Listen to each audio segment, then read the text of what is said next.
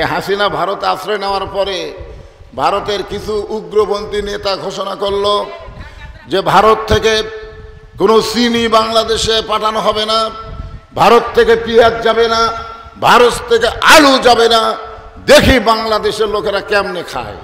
আপনারা বলেন তো, ভারত পেঁয়াজ বন্ধ করে দিয়ে, আলু বন্ধ করে দিয়ে, চিনি বন্ধ করে দিয়া বাংলাদেশের কষ্ট না ভারতের কষ্ট? এখন বাংলাদেশের কষ্ট না ভারতের কষ্ট?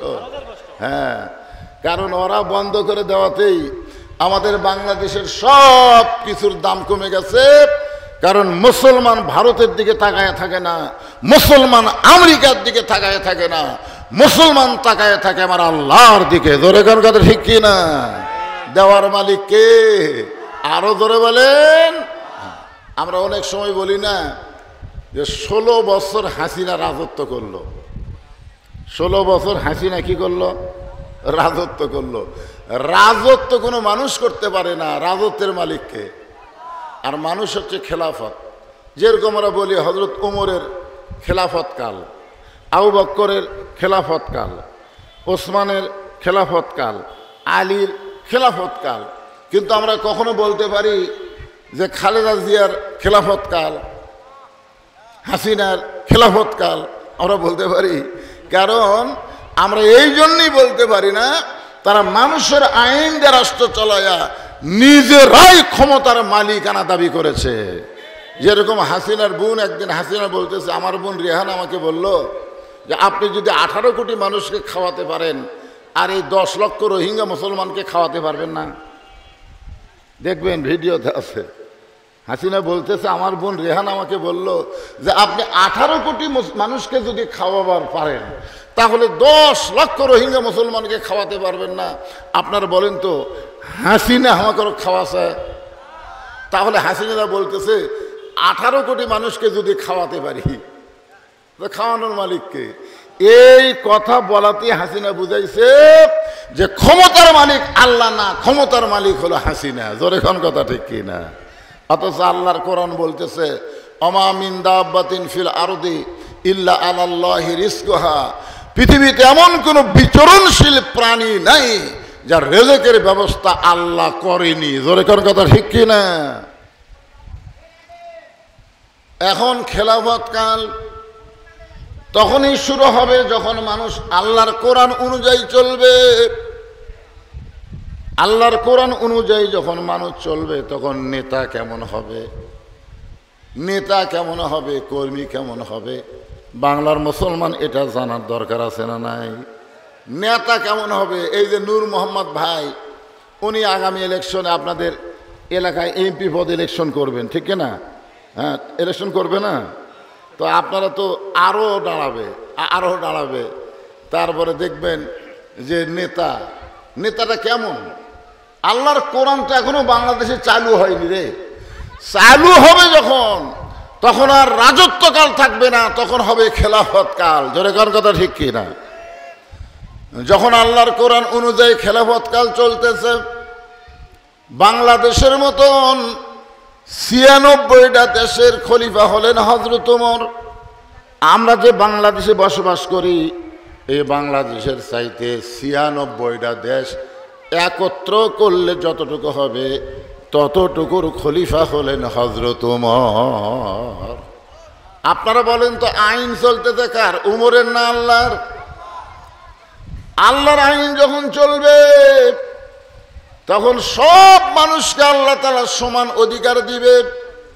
যেমন মসজিদের মধ্যে আইন চলে আল্লাহর, ইমাম সাহেব টাইটেল পাস, দাওরা পাস, আসরের 4 রাকাত নামাজের 3 রাকাতে যদি বসে, মনে করেন আসরের ফরজ কয় রাকাত, মনে করেন, আপনারা তো জানেনই আসরের ফরজ কয় রাকাত, কয় বৈঠক? 2 বৈঠক, 2 রাকাত পরে একটা, 4 রাকাত পরে একটা। কিন্তু ইমাম সাহেব কিন্তু খুবই যোগ্য, টাইটেল পাস, দাওরা পাস। সেই হুজুর আসরের নামাজ ইমামতি করতে গিয়ে 2 রাকাতে বৈঠক ঠিকই দিচ্ছে, আবার 3 রাকাতে আবার বসে গেছে। তো সামনে কাতারে মুসল্লি মনে করতেছে ঠিকই আছে, মানে নামাজের দিকে খেয়াল নাই। তো হুজুর কয় রাকাতে বসলো এদিকে খেয়াল নাই। এরকম ব্যাখিয়ালা লোক মসজিদে যায় কি যায় না? কিন্তু তৃতীয় কাতারে একজন অটো ভ্যান চলায়। ও চিন্তা পড়ে গেল, কেন আসরের নামাজে 2 বৈঠক, একটা হলো 2 রাকাত, একটা 4 রাকাত। হুজুর যে 3 রাকাতে বসলো, এখন হুজুর 3 রাকাতে হয়তো ভুলে বসেছে, হুজুরকে সাইজ করার জন্য আল্লাহু আকবার। আল্লাহু আকবার মানে কি? লোকমা দেওয়া। এখন কি দেওয়া? এখন ইমাম সাহেব সামনে বসে থেকে মনে করতেছে, তুই যতই লোকমা দে, আমি 41 সালের আগে উঠব না। এই মনে করে ইমাম যদি বসাই থাকে, স্বৈরাচারী হয়ে বসাই আছে, উঠবে না। এখন আপনার মসজিদের মুসল্লি বলেন তো কার পক্ষে হবেন? ইমামের পক্ষে না ভ্যানালার পক্ষে? কেন ভ্যানালার পক্ষে হবেন? কারণ মসজিদে কোনো মানুষের আইন চলে না, মসজিদে আইন চলে আল্লাহর। ইমাম, তুমি যদি আল্লাহর নবীর তরিকা মোতাবেক, আল্লাহর হুকুম মোতাবেক নামাজ পড়াও, তারপরে তোমার পিছনে আমরা ইক্তেদা করব। তুমি যদি স্বৈরাচারী হও, তোমাকে বাদ দিয়ে নতুন আরেকটা ইমাম নিয়োগ দেব। জোরে কোন কথা ঠিক কিনা? দেখছেন? কিন্তু আমাদের বাংলাদেশের বাহিরের ইমাম বিনা ভোটে 41 সাল পর্যন্ত থাকবার চাচ্ছিল, আমরা কেউ লোকমা দিবার পারিনি। এই ছাত্র জনতার ওসিলায় আল্লাহ পাক আমাদেরকে ফ্যাসিস্ট মুক্ত করছে। জোরে কোন কথা ঠিক কিনা? আপনারা কি মনে করতেছেন? বিএনপি তো এখন নির্বাচন করা পাগলা হয়ে গেছে। হাসিনা যদি ক্ষমতার থেকে না নামতো, বিএনপির মুখ বন্ধ হয়ে থাকতো। জোরে কোন ঠিক কিনা? খালি একটাই কথা বিএনপির মুখে শোনা যেত, ঈদের পরে জোরদার আন্দোলন হবে। খালি বলে ঈদের পর। জামাত ইসলাম পর্যন্ত আমরা অনলাইনে মিটিং করছি, প্রকাশ্যে কোনো কাজ করতে পারিনি।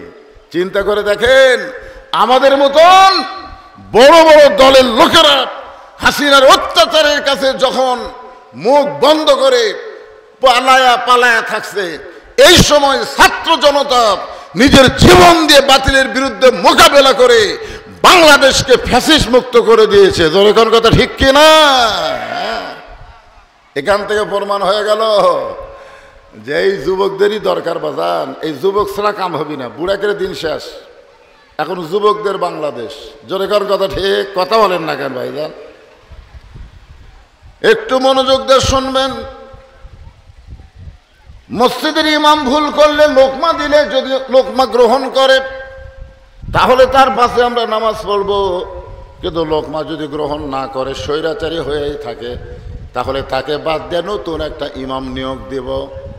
কারণ মসজিদে আইন চলতেছে কার? আরো জোরে বলেন। মসজিদে কোনোদিন আওয়ামী লীগ বলতে পারে নাই যে আমার দল ক্ষমতাতে আছে, আমি সামনে কাতার। বিএনপি কোনোদিন বলতে পারে নাই যে আমরা বড় দল, আমরা দ্বিতীয় কাতার। জাতীয় পার্টি কোনোদিন বলতে পারে নাই কোনো মতে আমরা বিরোধী দল, আমরা তৃতীয় কাতার। আর জামাত ইসলাম তোমরা যুদ্ধ অপরাধী, তোমরা চতুর্থ কাতার। এরকম কোনো মসজিদ গোটা বাংলাদেশে খুঁজে পাওয়া যাবে না। কারণ মসজিদের মধ্যে যখনই ঢুকবে, তখন আওয়ামী লীগ, বিএনপি, জাতীয় পার্টি, জামাত থাকবে না। কাতারবদ্ধ হয়ে সবাই ভাই ভাই হয়ে দাঁড়ায় যাবে। ধরে কোন ঠিক কিনা?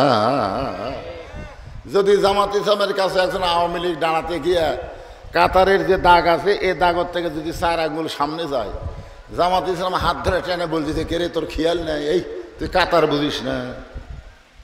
আওয়ামী লীগ তাকে দেখে কি বলবি, কে রে জামাত আমার টানিস কা, এ কথা বলবি। বরং নিচের দিকে তাকে বলবি, আমি খেয়াল করিনি ভাই, কে হাত ধরে টানছে, ওদিকে তাকাবে না।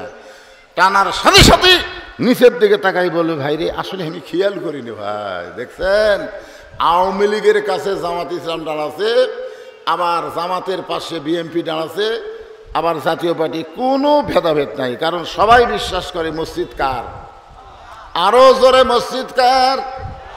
মসজিদ যেমন আল্লাহর বিশ্বাস করছেন, গোটা বাংলাদেশ আল্লাহর। এই বিশ্বাসটা যদি আপনার কলিজায় থাকতো, মসজিদ যেমন আল্লাহর, গোটা বাংলাদেশ কার?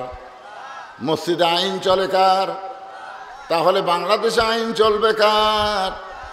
কিন্তু মসজিদের সৌন্দর্য বাংলাদেশে যদি আমরা চালু করতে চাই, তাহলে আল্লাহর কোরআনকে শুধু কোরআনের মধ্যে রাখলে হবে না, এই কোরআনটাকে বাস্তবে আমলের মধ্যে নিয়ে আসতে হবে।